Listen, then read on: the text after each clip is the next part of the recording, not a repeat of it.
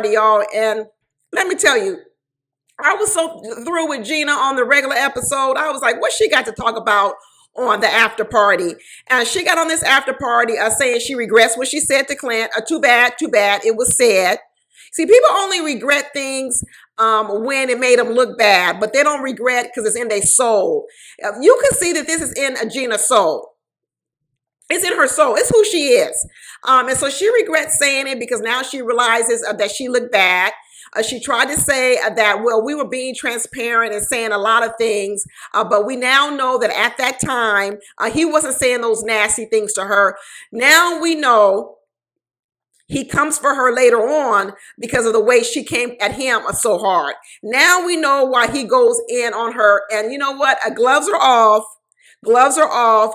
Get her, Clint. I'm like, go ahead and get her. And just like I said on my video with Gina and Clint, I don't want to hear anything about he's shaming a natural woman's body, because right now I don't even know if that is her natural body. Let's be real, because we already know she's had lip injections and a few other things done to her face. For all we know, this Gina is the after Gina. This could be botched. This could be like what's that, a plastic surgery show, a botched. This could be a botched job. We don't know if this is the before. This could be the after. And the way she was talking about Clint, talking about how when he was talking about how he went to the jungle and he said, I'm a little bit of Tarzan. She go, yeah, I can tell by your complexion. Get her, Clint. Get her. I'm not here to protect Gina no more. I'm not here to protect her at all. And Shaq, you know what? I'm kind of almost not protecting him anymore either. So he tells a story that when he went to this cohort for his PhD, everybody noticed that he had a ring on. All the other colleagues, and said, wait a minute, you got a ring on? We never known you to have no girlfriend or be engaged. And then he brings over old girl Kirsten and said, yeah, this is my wife, to show off his wife, his arm candy. I'm starting to believe that's what Shaq is interested in. I'm not starting to believe it. I believed it last week and before, and I'm really starting to believe it now. He really is into looks. That's why he's single out here, y'all. Everybody wondering, how can a guy like Shaq still be single out here? And all this stuff talking about because he moved around and blah, blah, this. That ain't the truth. Shaq is picky. Just like Kirsten is picky, so is Shaq. And Shaq wants some arm candy. And that's why, like I told you before, Kirsten is his dream girl in terms of looks and intelligence, in terms of the pedigree. She's got the degree. But everything else, in terms of her attitude, she ain't his dream girl. How can her attitude of not being attracted to him be his dream girl? He over here talking about he still got butterflies. How? How do you still have butterflies when she ain't even attracted to you? This man. But then he dropped a bomb on us and told us that, you know what? Kirsten is being a two-faced. She's two different people. She's one person in front of the cameras, and she's one person behind closed doors. So now we know that Kirsten is faking it. She's trying to pretend like she's interested in him or growing interest in him. But when they go behind closed doors, she's talking about, don't touch me, don't touch me. She's just playing the game a little bit smarter than Alyssa did. Alyssa acted a fool in front of the camera. Alyssa from a couple of seasons back. Kirsten said, I will not be her. I got a master's degree and a bachelor's degree. I know how to do this a little bit better. I got a little bit more style, a little bit more class, and I will not shame this man on this camera. But what I won't do is behind closed doors, don't touch me. Kirsten got her game plan. She has her game plan. I was really starting to hope that maybe these two to get together. But you know what? These two are so shallow. I'm not going to put it past them that they can still get together. I'm not going to put it past them, because I can also see a scenario where once Kirsten sees how much people like Shaq out in the streets, all the women start coming for him, that she may start to develop an attraction to him. Once she sees that other women are attracted to him, she might be attracted to him. I'm telling you, she reminds me a little bit of Noe. That's one of the reasons why Noe tried to double back on Steve. Noe tried to double back on Steve once she saw all the women that liked Steve. But she wasn't interested in Steve in the beginning, but then she tried to double back on him. I wouldn't be surprised if Kirsten tries to double back on Shaq. It may not stick. It may not stick, y'all. But I wouldn't be surprised if she did it. And I also wouldn't be surprised if she just keeps him in the friend zone. Either way, I wouldn't be surprised, because they both kind of shallow. I'm telling you, Kirsten and Shaq are kind of shallow. And there's another part where I saw Shaq's shallowness, because he started talking about how he's reserved, all because he had a car accident. So he talks about how he's reserved. He doesn't like to take chances. You know, he didn't want to go more than 5 miles per hour on those little ATVs. He didn't want to get wet in the water with his dress socks on. Yeah, he had on dress socks going ATV riding. He did that. Yeah, he really did do that. And then he started talking about how he used to want to be president, so he didn't really have no wild college days because he wants to be president and he wanted to keep his image. I'm telling you, he's about the image too. They're really not too far off, y'all. That's why I don't have too much empathy and sympathy for Shaq, because Kirsten really is what he's looking for. The outside package, the beauty, all that. That's what he's been looking for all these years. This is why he's turned down a lot of women out here and hasn't been interested in a lot of women, because he too, I believe, is a perfectionist. And he has probably made a lot of women feel bad that they weren't perfect. I'm telling you, he likes to be perfect. He's basically admitted it. And he likes other women to be perfect too. I'm telling you, he got what he asked for. This is why Pastor Cal didn't put him with that other woman, Julissa, because Pastor Cal knew that Shaq would not like her outside package, even though her inside package was very, very good. He knew he wouldn't like the outside package. And now here he is, overlooking the fact that Kirsten don't even want to be with him, but he still got butterflies over her outside package. Okay, Shaq. Whatever. He said it didn't affect his self-esteem. I know it didn't, because let me tell you, Shaq is not lacking self-esteem. That's not the problem. I'm telling you, he almost got too much self-esteem. I'm telling you, he ain't lacking self-esteem. So that's why he's not too bothered by what this old girl is doing, because he's used to getting turned down. Because I'm telling you, Shaq likes to go out here and go for the top women. And that's why he gets shot down a lot, as opposed to going to women that probably would say yes to him. He don't want them women. He don't want them women at all. But Gina over here with her little nasty and rude attitude, talking about all the things that went wrong. She told us that the flights were late. You know, they showed that scene where she was mad because there's no batteries in the remote. Honestly, though, I think they are kind of staying at a low-class hotel. I'm not going to say, I don't think it's a 5-star hotel. And if you saw, they're not in like Ocho Rios, they're not in the Grill, they're not in Montego Bay, they're not in any of these places normally people stay in Jamaica. They in some other kind of town in Jamaica, probably where they're only 2- and 3-star hotels. Gina is not happy with the accommodations. She ain't happy. They ain't happy with that tour. They got lost. They not happy with that remote. Gina said they weren't happy with the flight. I told you, these people are not happy with the travel accommodations. Last week, Mack was talking about he didn't want to ride a second class. He wanted to be in first class. I don't know what Married at First Sight did. What happened to the budget Married at First Sight? Were they on Spirit? Were they on Spirit Airlines and now they in a 3-star hotel? Everybody is, they're basically all complaining about the accommodations, but they was eating that steak and lobster. Everyone had a steak and lobster and they were enjoying that, especially Airris. Don't forget to watch my video on Airris. Feed me lobster. Boy, get out of here. And Kirsten said they lost their luggage for almost 3 days. Everybody had to go shopping and buy some more clothes or whatever, that their luggage was lost for 3 days. So she was unhappy about that. I would be too. I would be too. Or maybe, I don't know. Is that what we're going to blame this swimsuit choice on for her? I'm telling y'all, I don't have no mercy on Gina no more. None. Not whatsoever. And it's funny because Keisha Naipullian was trying to throw some shade at Gina, talking about some people can dish it, but they can't take it. But Gina didn't catch the shade. She was talking so much and talking over Keisha Naipullian. But Keisha Naipullian threw it out there on her and said, you know what? Some people can dish it, but they can't take it.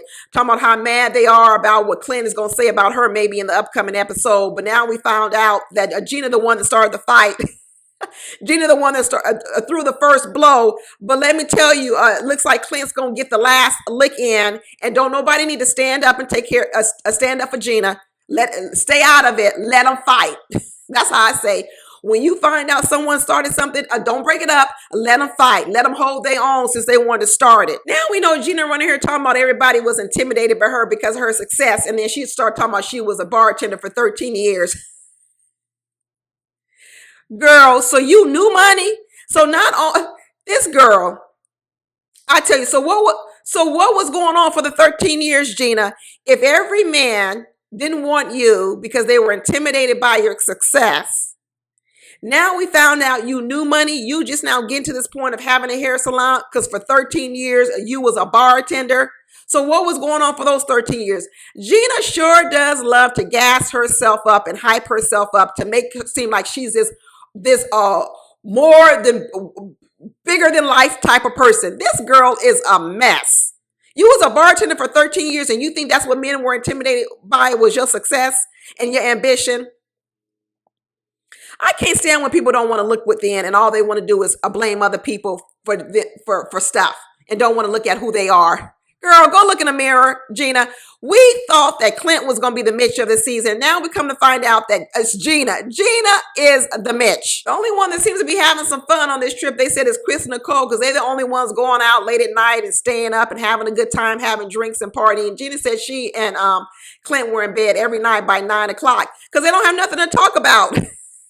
When they was on that 3-hour tour, like Gilligan's Island, they was on that island tour for 3 hours, lost at sea, and they had nothing to talk about. Their whole conversation was superficial, and all Gina could think of talking about was payroll, how she got to get payroll in.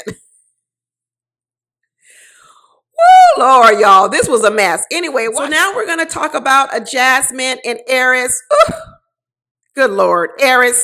Me. How do you get your voice ready? Me. That's Airris. All Airris talks about is himself.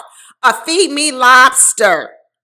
What's your favorite sexual position? And then when she says, boy, bye. That's the look she gave him. I can't say the N-word on YouTube here, but that's really what she was saying. She was saying the N-word, please. We know what that means. We know that look of black women when you go like this. That's the look Jasmin gave Airris, and he deserved every bit of it. Once again, thinking about himself, and then when he couldn't go on the whole sexual questions, he said, what's your favorite color? She said lavender, and he says, well, I think a lavender people, they like the downward doggy. And no, they don't. Once again, another thing for him, because I'm going to tell you, take a poll of women. Take a poll of women, and women will tell you that's not their favorite sexual position because most women can't even orgasm like that. So once again, it's a position for men, for Airris. And once again, he don't need to look at her. He don't need to have no eye contact. He don't need to kiss her. He don't do nothing. He can just turn her around and bend her over and do whatever he wants to do for himself, for his own pleasure. Because let me tell you, it ain't that many women getting pleasure like that. Especially no women with no fibroids, because I know that hurts. Pushing up in your uterus with some fibroids, black women. Please, Airris is all about himself. And when they having this breakfast, and here once again, Jasmin's popping champagne for him. Stop it, Jasmin. Stop doing anything for this man and keep on eating your bacon. In fact, you know what? Next time a room service come, ask them to bring you a pound of bacon and smash it in his face. And if that ain't good enough, when you get home, girl, I'll feed him some of that dog food you got at home. Talking about feed me. I'll feed you, okay? I'm going to feed you some of that kibbles and bits. Kibbles and bits, because that's what he needs. Kibbles and bits. I still say this about Airris. I don't think Airris is necessarily a player. I really don't. He doesn't really give me a player vibes. What he gives me is selfish vibes. And he wants to know why he's lonely and single. Here you go, Airris. I'm on here giving people free advice. Free advice. Airris, the reason why you single and haven't found your woman because you selfish AF. That's what it is. He wants a woman to treat him like a king or do everything for him, but he doesn't want to reciprocate any of that. That's his biggest problem. He talk about he was immature in 80% of his relationships, talking about he was immature, talking about he's never been in love. He needs to go to therapy. I'm telling you, there's so many people on this show that needs to go to therapy, and one of them is Airris. No wonder he and his cousin get along so well, because let me tell you, they both are rude and mean and selfish. They only want to look at what they want to do, what they want to say, what means something to them, and then they're rude to other people, and they wonder why they ain't got no mates. I know that cousin is single. I know she's single, and so is Airris. And he's going to remain single because now I know what he's looking for out here. He's looking for a woman that will do anything for him, everything for him, ride or die for him, please him. But he's not concerned anything about her own pleasure or doing nothing for him. Ain't nobody signing up for that in 2023. No women are signing up for that anymore. Those days are over, man. over. I know Jasmin is physically attracted to Airris. I really do think she is. Like she said, when she saw him with his shirt off, she was like, "Oh, my husband is handsome," all these kind of things. But she's about to have the reverse effect of what Kirsten's over there trying to do. Kirsten's trying to grow more attracted to her husband by his personality.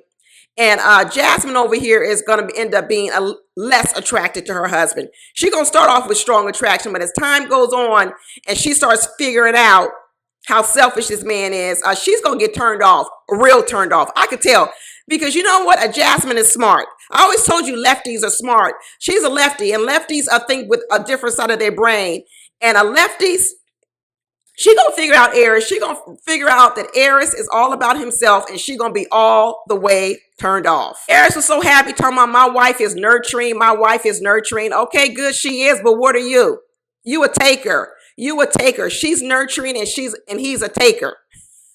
Bad combination. Bad combination. And when he was like, you know, why don't you want to talk about sex? Because I don't want to talk about it so soon right now. You know what's so interesting is he's so wanting to talk about sex and all this other kind of stuff of ways he can get pleased. Let's talk about some other things of what you can do for me. Jasmin needs to flip this conversation on him. Let's stop talking about what I can do for you. And why don't we talk about what you can do for me? He's talking about I need to bring out the demon side in you. You giving me too much classy. I want a little bit more of your whorish personality. Ugh. I don't like it. I don't like it one bit. Every time he says something like that to me, I would grab a piece of bacon. Jasmin, every time he says some BS like that, girl, pick up a piece of bacon and go like this.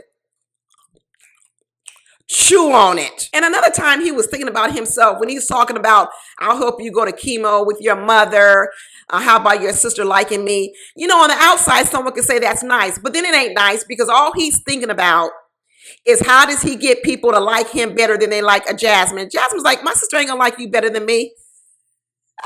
Once again, thinking about himself. It really wasn't even coming from no genuine heart. It was all coming from, how can I get somebody to like me more than they like you? Me. I can't stand people when they try to give compliments, but it really is for themselves.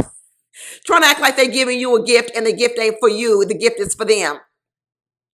I'm so done with Airris. I can't even believe I was giving him a chance early on. Bye, Airris. Bye. Jasmin was correct when she said, you know what? You 39 years old and never been in love, and I'm supposed to expect you to fall in love with me with 8 weeks? Jasmin was like, this is some BS. This is too much pressure on me. This is too much work. I ain't Superwoman. How I'm going to make a man fall in love with me in 8 weeks when he ain't fell in love with nobody in 39 years? She's like, this is impossible. She said, and how you going to be with someone for 1.5 years, 2 years, and never said you loved them?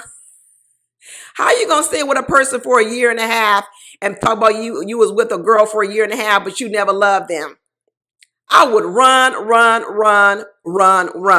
Jasmin said she is scared. This might be another couple that never consummates the marriage.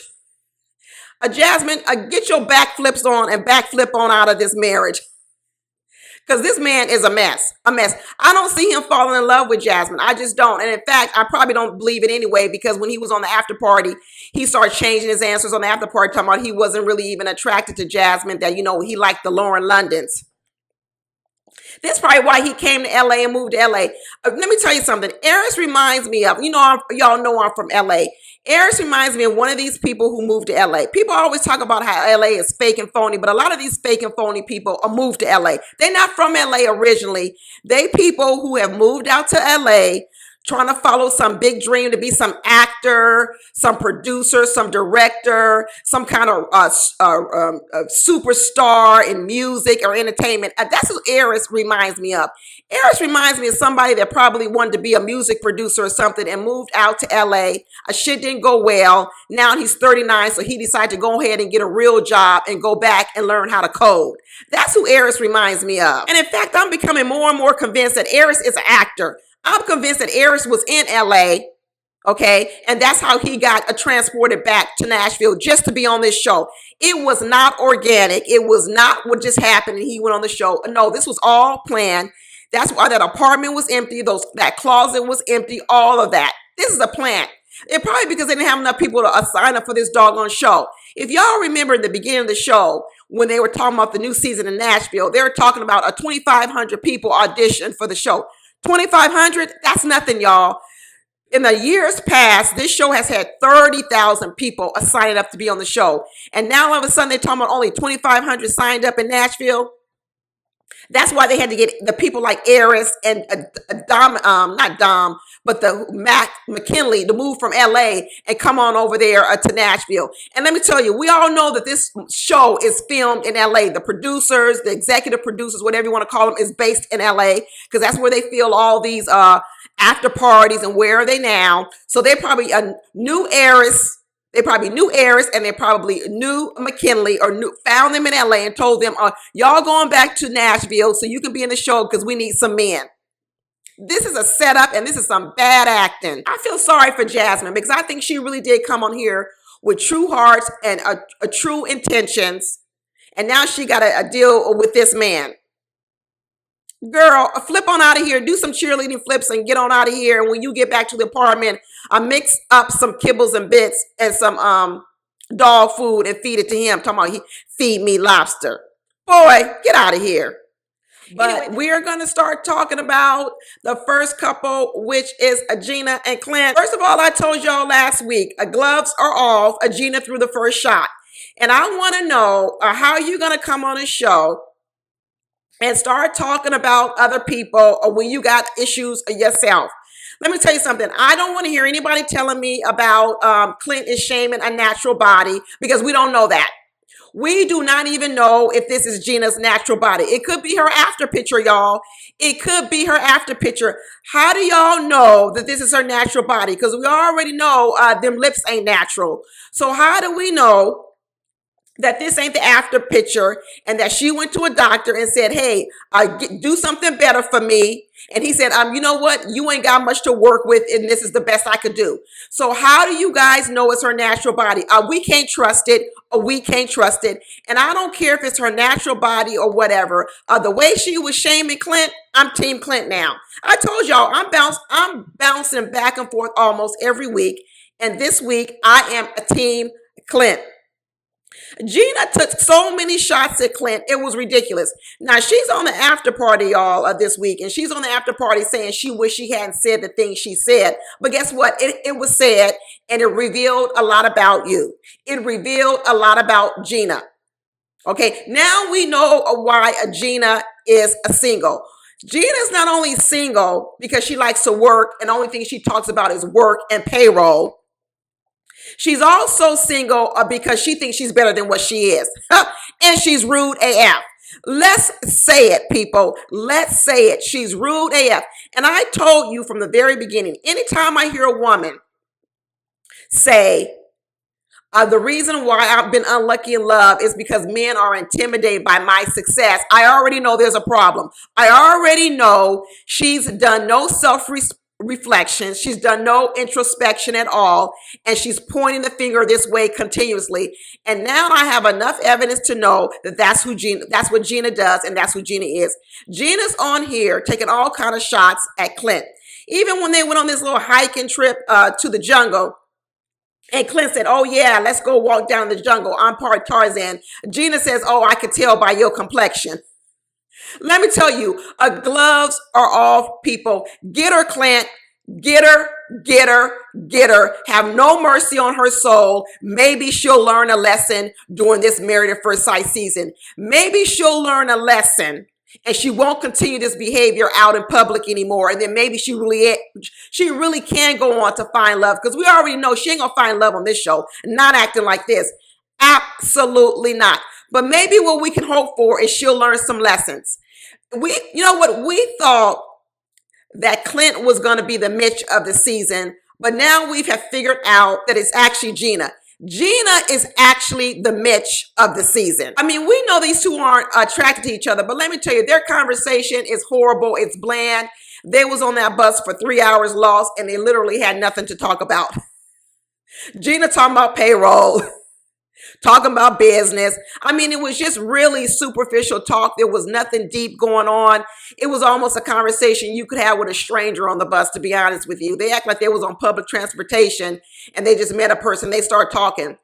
There was no chemistry. There was no conversation. There was nothing. Gina says she really needs somebody who's patient and supportive because she's so independent. You need more than that, Gina. You need more than that. You need a man who is going to put up with your BS, your rudeness, and your nasty comments. That's what I'm saying. Because if you don't know how to hold your tongue when there is something in front of you that you don't like, then guess what happens when you start getting arguments with mates or your mate does something that you don't like? You won't know how to hold your tongue there either. I'm telling you, when you don't know how to hold your tongue just because you don't like his red hair or ginger hair, and you can't hold your tongue down, you definitely ain't going to be able to hold it in a marriage when he actually starts making you angry. This girl is a mess.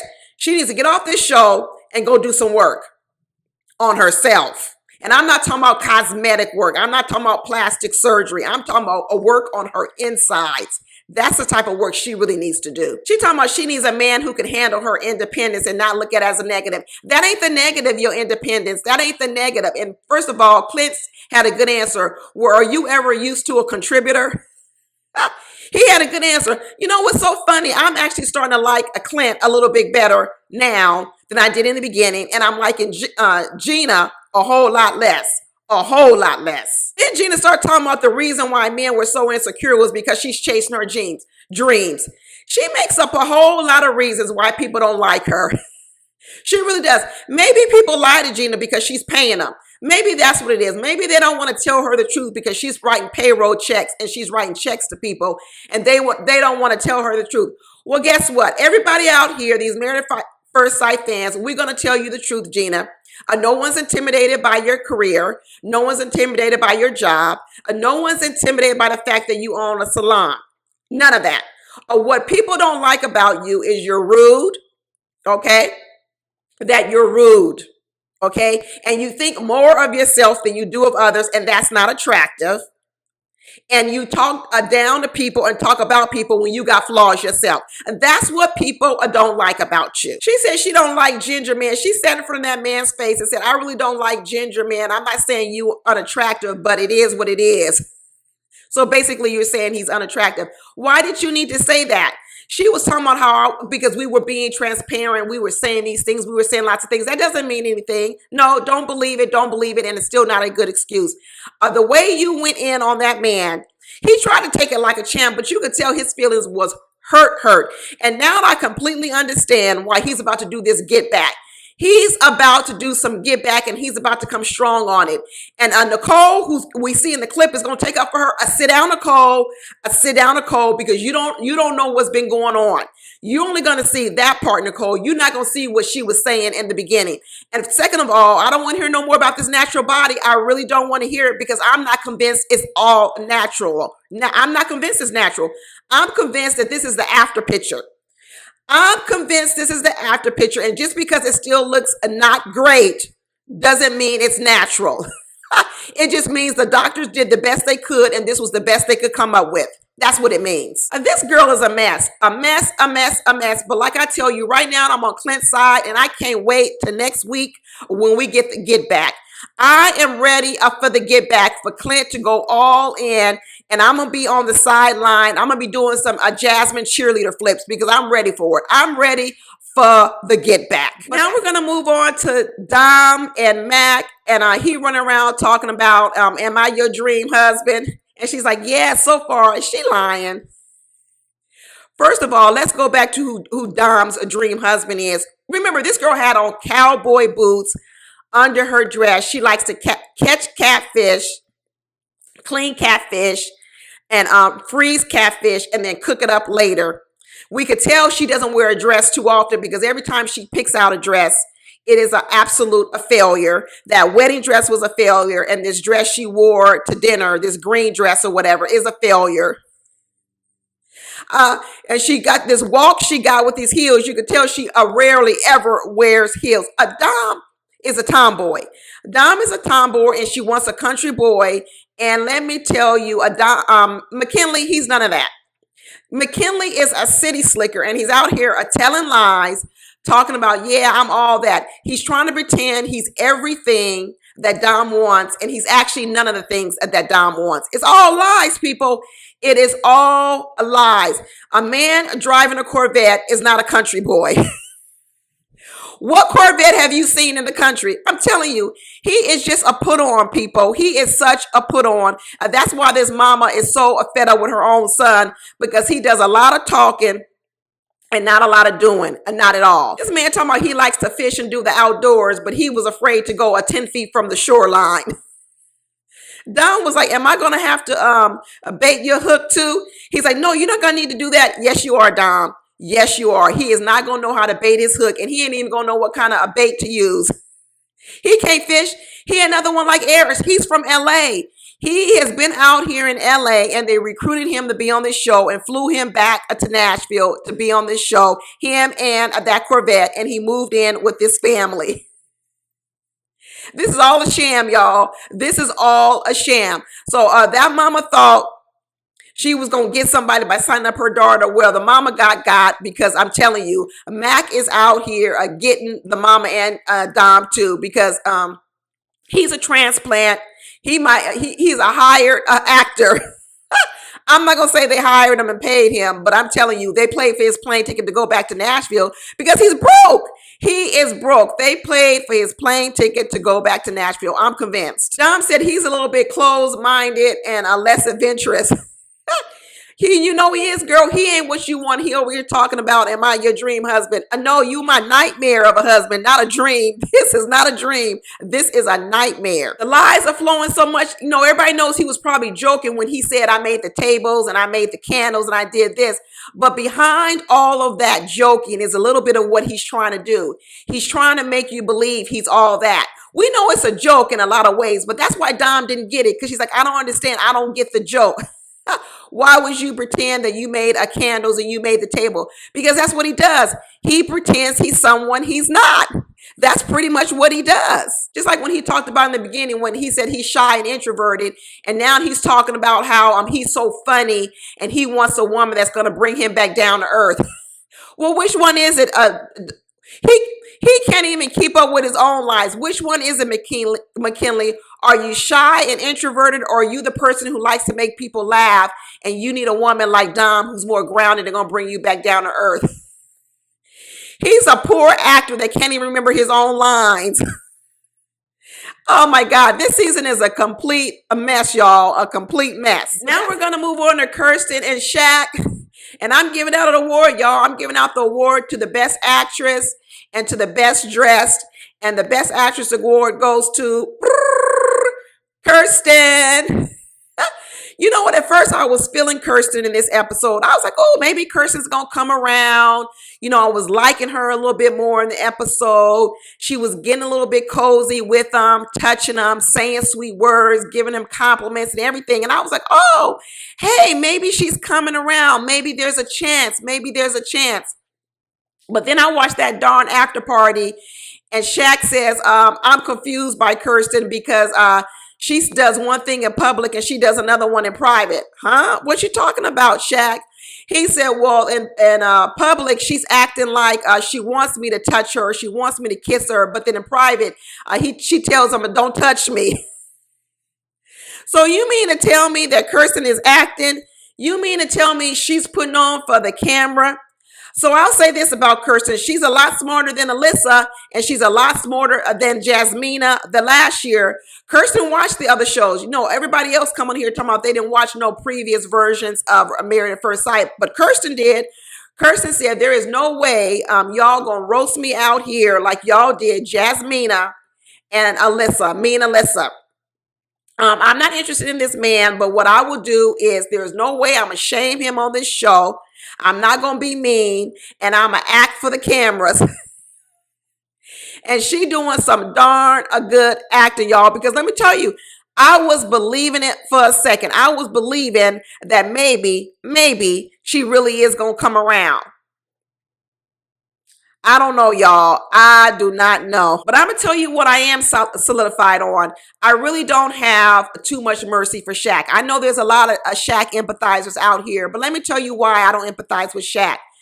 Because you have to start asking yourself with Shaq. Shaq is a good looking guy. He has a good job, makes a good salary. He's intelligent. He's got a lot of things going for him. And what I want to say is, Shaq, why haven't you been able to find a woman? Why haven't you been able to find a woman? And I'm going to tell you why a Shaq hasn't found a woman. Because we might be picking on Kirsten, talking about she's picky and she wants perfection and all that. But Shaq is the male version of her.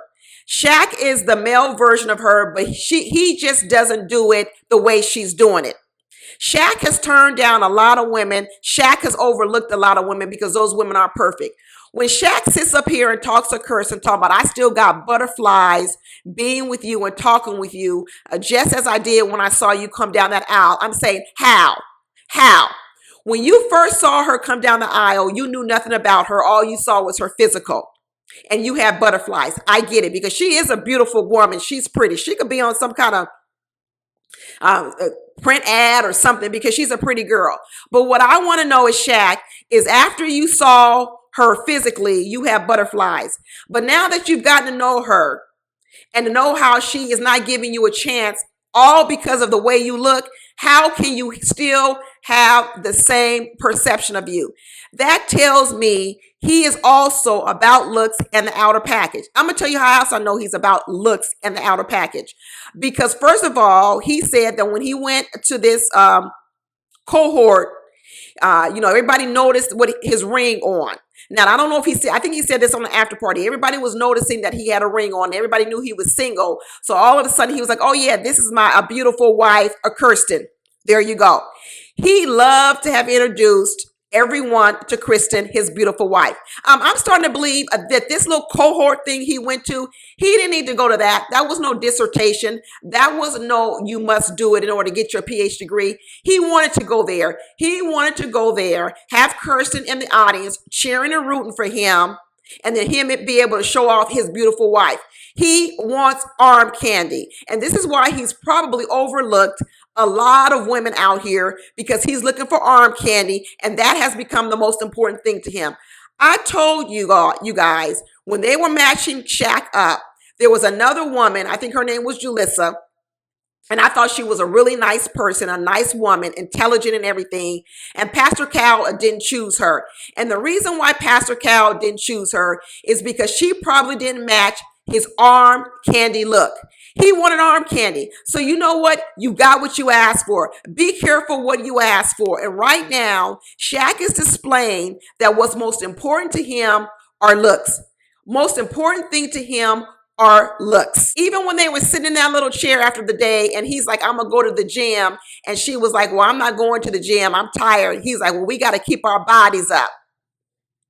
First of all, a Shaq doesn't look like he's in the gym too often. He ain't got no muscles. So I don't really want to talk about but I don't know what he was talking about. We got to keep our looks up. We got to look good out here. We going to be lit out here. I'm telling you, it's a lot of superficial stuff, so you get what you ask for. I actually don't have no mercy for Shaq anymore, y'all, because I'm really figuring out who he is. And then also on the after party, he said another thing.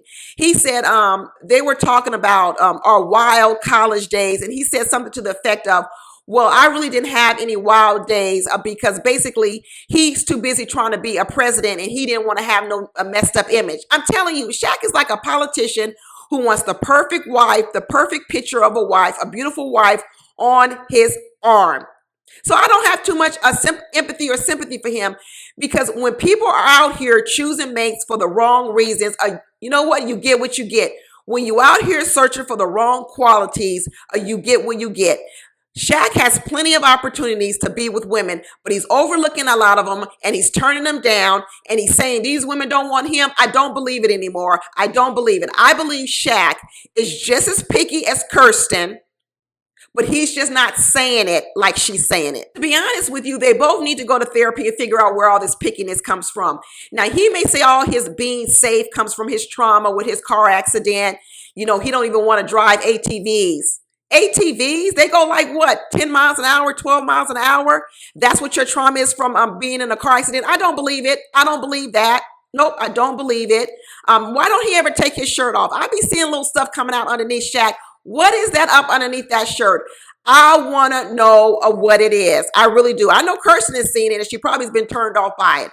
I want to know what it is. And I'm giving him the award of best dress because that's what he likes to do, dress well. And then he shows up to ATV riding in some dress socks.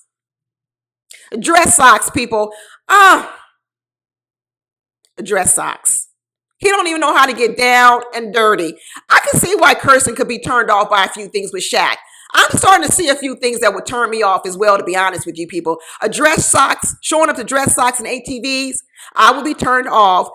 Scared to go more than 5 miles per hour, I would be turned off. Talking about we got to go to the gym and stay in shape and you really don't have no muscles, I would be turned off by that comment again. Always talking about my looks, I would be turned off by that again. And even though Kirsten was talking about, he talks at her and now with her. First of all, Kirsten don't have that much conversation. She really doesn't have that much conversation. I think she's an intelligent girl, but she doesn't talk much at all about almost anything.